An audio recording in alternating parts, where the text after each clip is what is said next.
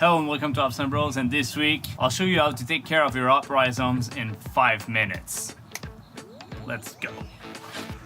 Alright, so the first thing we want to do is look at our two crowns or our up crowns that we have. So as you can see right here, I have one right there. It's the first one we planted. It's Cascade Crown. I have a second one right here, but there's also a lot of green going on in here. So what we'll do is clean up, remove the weeds, and figure out which one are growing out of the crown, and we'll get rid of those and send them over.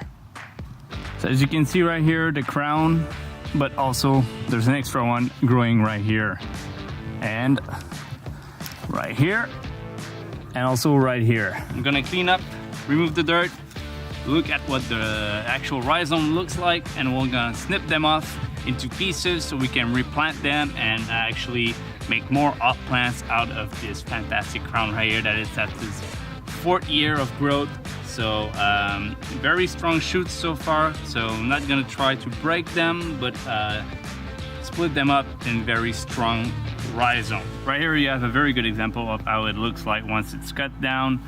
Always make sure you get the rhizome right here and enough white shoots to make it healthy enough so it can stand alone by replanting them. So always make sure you get from 6 to 8 white bits on your rhizomes. Very important. Use clean tools to chop off the ends so it looks clean and ready to transplant. Good sign of a very healthy soil, you get fishing worms. The good worms means also that the soil is moist enough and that there's enough nutriments for worms to live in. They won't hurt your up plants. They are there for the other nutriments in there. So it's a good diversity to get in your soil.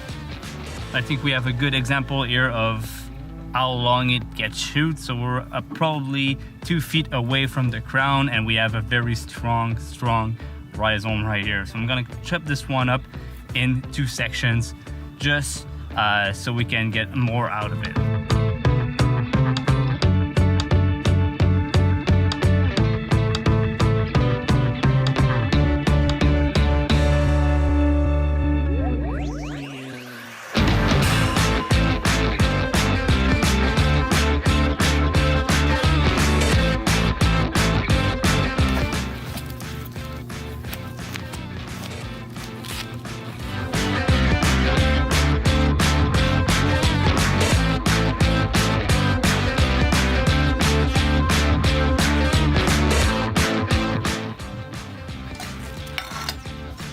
Dig a hole deep enough for your rhizomes, but leave 1 inch to 2 inches of dirt that goes on top.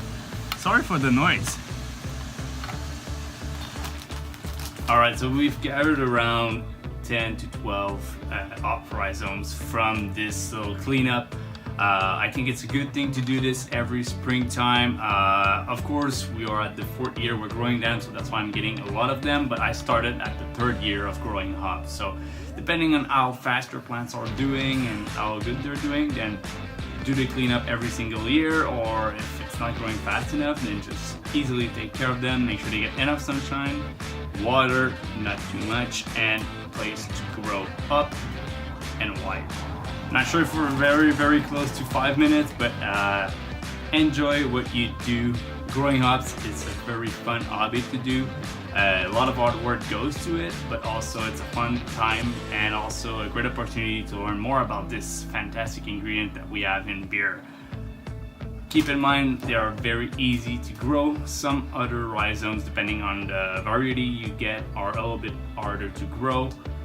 So far Cascade is fantastic. Nugget is also crazy, but my limit is just one very fat thing that doesn't grow super fast. So hope you guys enjoyed this little video. I think it's a nice, quick, easy, in-depth of how you take care of your own rhizomes and how you want to spread them over your property. Bleh. Hard to pronounce. Again, if you enjoyed this video, leave a like, subscribe to the channel, and we'll see you guys in the next video.